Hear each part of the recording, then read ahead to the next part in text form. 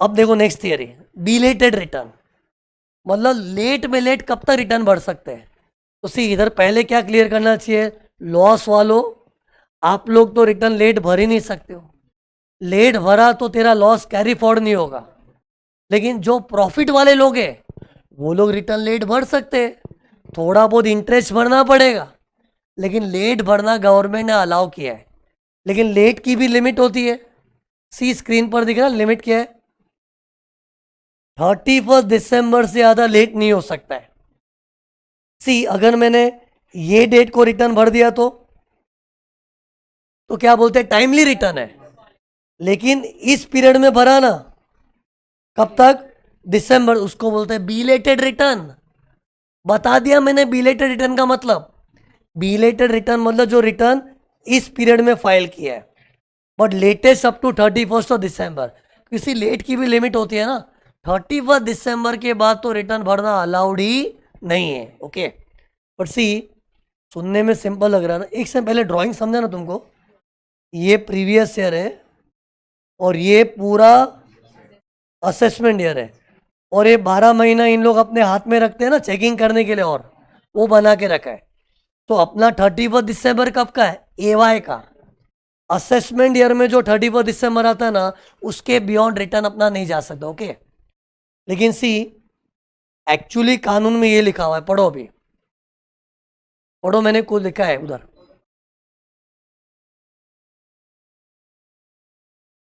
31 दिसंबर ही बोलना होता तो बहुत सिंपल थी थियरी यार।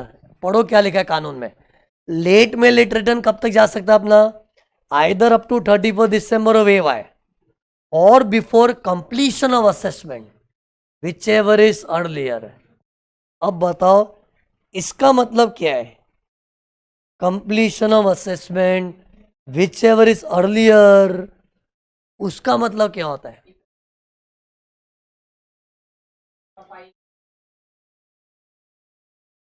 बराबर, सी हियर, लुक हियर, ये देखो, पहले तुम लोग, मैंने जो कलर किया, तुम लोग कलर बहुत मेहनत से किया, तुम फील कर रहे हो कि नहीं, काला कलर दिख रहा है, काला ब्लैक कलर, ये देखो, ये जो ब्लैक पीरियड, ब्लैक कलर है ना, इस पीरियड में इनकम टैक्स वाले असेसमेंट करते, मैंने बताया था ना, ये तो आता ही है, और एवाई के बाद 12 मंथ्स और है, वो मैंने ब्लैक कलर से जानबूझ के हाईलाइट किया है। तो सी इधर मैंने कुछ ड्रॉ किया, देखो ध्यान से, हाँ?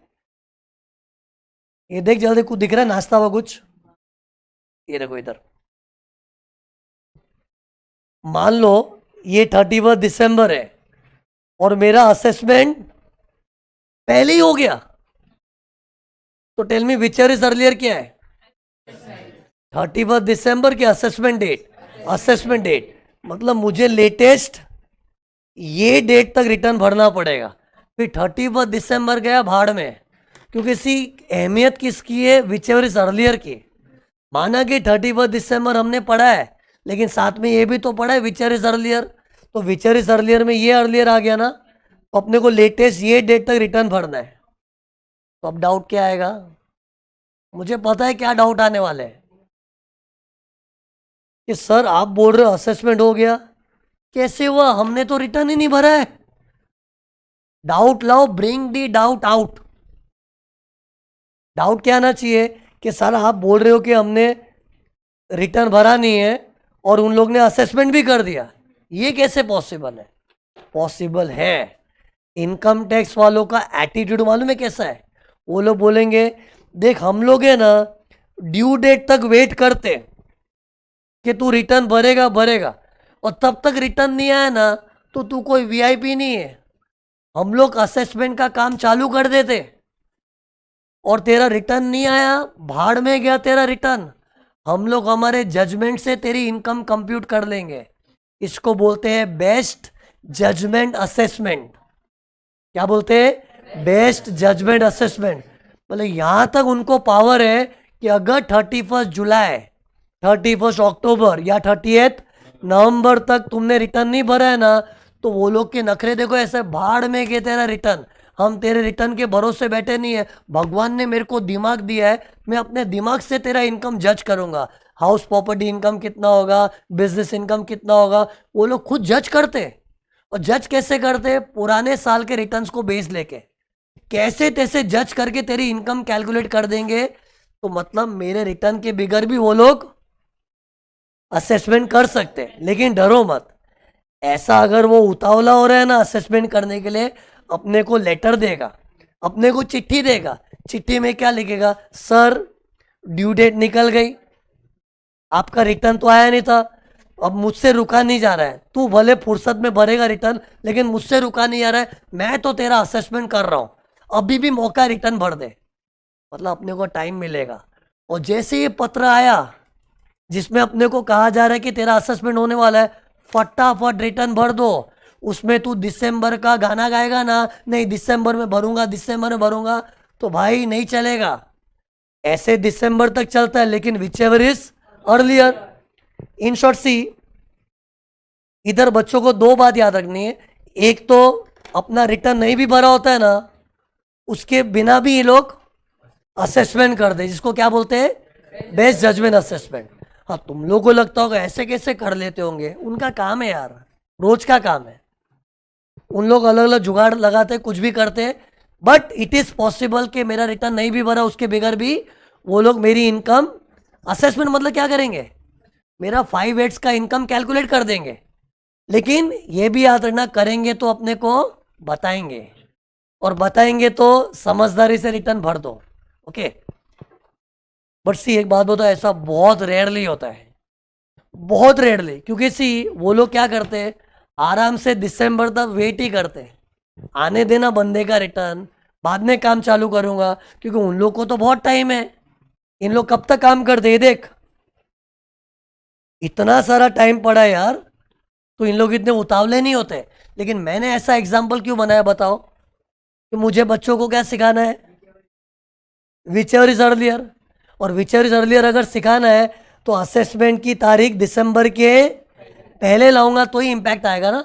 बाकी तुम लोग डरो मत, 99.99% केस में ऐसा होता ही नहीं है।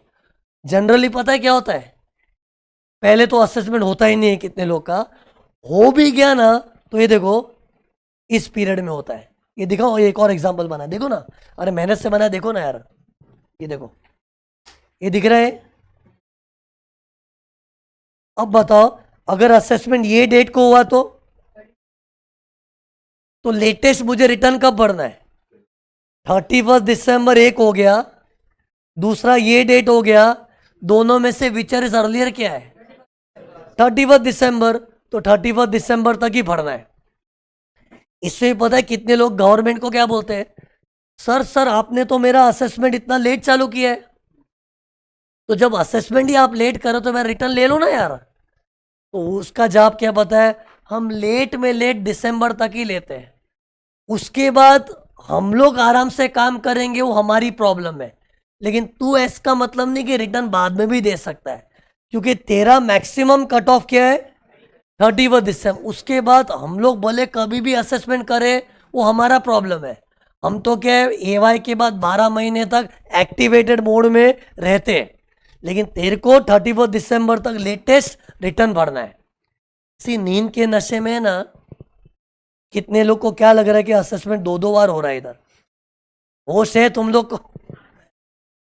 2 एग्जाम्पल बनाए सर ने कि अगर असेसमेंट जल्दी हो गया तो उसका इंपॉर्टेंस आ जाता है, और अगर असेसमेंट लेट हुआ तो दिसंबर का इंपॉर्टेंस आ जाता है, और असेसमेंट हुआ ही नहीं तो दिसंबर। अरे मतलब असेसमेंट भी तो कितने लोग का होता ही नहीं है। जैसे मेरे केस में टच वुड, असेसमेंट हो ही नहीं रहा है। अरे बोलना नहीं चाहिए यार खुद की नज़र लग जाएगी। तो ठीक है, नज़र लग, ऐसा है क्या, मेरे पास कुछ नहीं है, तो मेरे केस में असेसमेंट होता ही नहीं है, तो मैं तो आराम से दिसंबर तक भरता हूँ। लेकिन अगर बाय चांस मेरे को दिसंबर के पहले नोटिस आ गया, भाई असेसमेंट हो रहा है, असेसमेंट हो रहा है, तो मुझे ताबड़तोड़ रिटर्न भरना पड़ेगा। ओके, तो in short what you to remember this thing, latest you should file the return up to 31st December or before the completion of assessment whichever is earlier. You know assessment completion का actually निशानी क्या होता है? वो कागज होता है ना, कागज क्या बोलते हैं उसको? Assessment order. वो उस पर असेसिंग ऑफिसर अपना साइन करके डॉक्यूमेंट तैयार कर दिया ना, मतलब असेसमेंट हो गया। उसका एक पर्टिकुलर डेट होता है, वो कागज के टुकड़े पे डेट भी नोट होता है, उस डेट को बोलते हैं असेसमेंट कंप्लीशन डेट। तो एक वो डेट हो गई, दूसरी दिसंबर, whichever is earlier, okay. लेकिन सी, गवर्नमेंट लेट रिटर्न भरना अलाउ तो कर रही है, बट उसमें अपने को इंटरेस्ट भरना पड़ेगा। कितना इंटरेस्ट? ये देखो, जितना भी तेरा टैक्स आ रहा है, अरे पहले इनकम कैलकुलेट करते, फिर टैक्स कैलकुलेट करते। टैक्स भी कौन सा मालूम है? With surcharge and health and education cess, final tax liability, उसके ऊपर 1% interest per month, part of the month, full month. जैसे एक महीने के ऊपर 2-3 दिन भी ऊपर चढ़ गया ना, वो पूरा महीना पकड़ लो। आधा पौना पाव महीना ऐसा नहीं होता है। Part of the month is called full month, फिर into number of months of delay, okay. तो आंसर समझा है तो, अगर किसी का ड्यू डेट 31 जुलाई है और उसने 7 सितंबर को रिटर्न भरा, 7 सितंबर, ड्यू डेट जुलाई पकड़ो ना, तो जुलाई के बाद कितना लेट हो गया? अगस्त, और सितंबर 7 मतलब सितंबर आ गया, वो 7 तारीख है तो भी पूरा महीना गिनते हैं। तो अगस्त और सितंबर 2 महीना, तो 2 महीने का इंटरेस्ट चढ़ेगा। 2 महीना किधर आएगा फॉर्मूला में? ये रहा 2 महीना। और क्या मल्टीप्लाई होगा? 1% पर मंथ। इधर क्या आएगा? टैक्स लायबिलिटी का अमाउंट, ओके। तो ये हिसाब से अपने को इंटरेस्ट भरना पड़ेगा, ओके। और लेट फाइलिंग फीस भी पे करनी पड़ती है। कितनी? 1,000 रुपया, if your NTI is up to 5 lakhs। ये क्या लिखा है? नेट टैक्सेबल इनकम, मतलब चैप्टर 6 से के बाद वाला एक सीन देख लो ना, एक बार खाली देख लो ये वाला, ये फिगर, ये फाइनल एनटीआई दिख रहा है। ये अगर 5 लाख तक हुआ ना, तो लेट फाइलिंग फीस 1,000 रुपया। और अगर ये वाला फिगर 5 लाख से ग्रेटर है तो 5,000। और ये फिक्स्ड नॉमिनल अमाउंट है। और सी, किधर गया है? ये लेट फाइलिंग फीस है ना, it is in addition to the interest. कितने लोग को लगता है डबल डबल क्यों? सी, ये तो नॉमिनल चार्ज है कि तुमने लेट क्यों किया, चल 1,000 रुपया दे, 5,000 रुपया दे। लेकिन साथ में ये तो मेन है इंटरेस्ट, मालूम है? जिससे सोचो किसी ने 50 करोड़ की इनकम कमाने वाला रिटर्न लेट भरता है, उसको सजा बड़ी मिलनी चाहिए ना। और 50 करोड़ है तो टैक्स भी अच्छा खासा है, तो उसका 1% भी अच्छा खासा आएगा। तो सी, ये 1% तो क्या है? Depending upon the size of the income it can be very big also, but this is just a nominal amount. कोई बोले ना डबल डबल क्यों? हाँ है, क्या करना है बोल? है गवर्नमेंट का यही जवाब है। अगर डबल डबल नहीं भरने हैं तो टाइम पे भरो। जान पूछ के गवर्नमेंट ऐसा रखती है ताकि लोग टाइमली रिटर्न फाइल करें, ओके। सेक्शन देखा तुम लोगों ने? सी, मैं जो सेक्शन पढ़ा रहा हूं तुमको पढ़ना ही पड़ेगा। तो जो सेक्शन मुझे काम के नहीं लग रहे ना, मैं तुम्हारे पे डालने ही नहीं वाला हूं। I am student friendly, I am exam friendly. जो मैं कर रहा हूं उतना कर, मेरे नोट्स में से प्लीज कुछ फिल्टर मत करना, इतना तो पढ़ना ही है। तो what was 234A? Interest for late filing. What is 234F? Late filing fees. इसमें एफ या एफ फॉर फाइल किया लेट, फाइलिंग लेट का लेट फाइलिंग फीस 234F।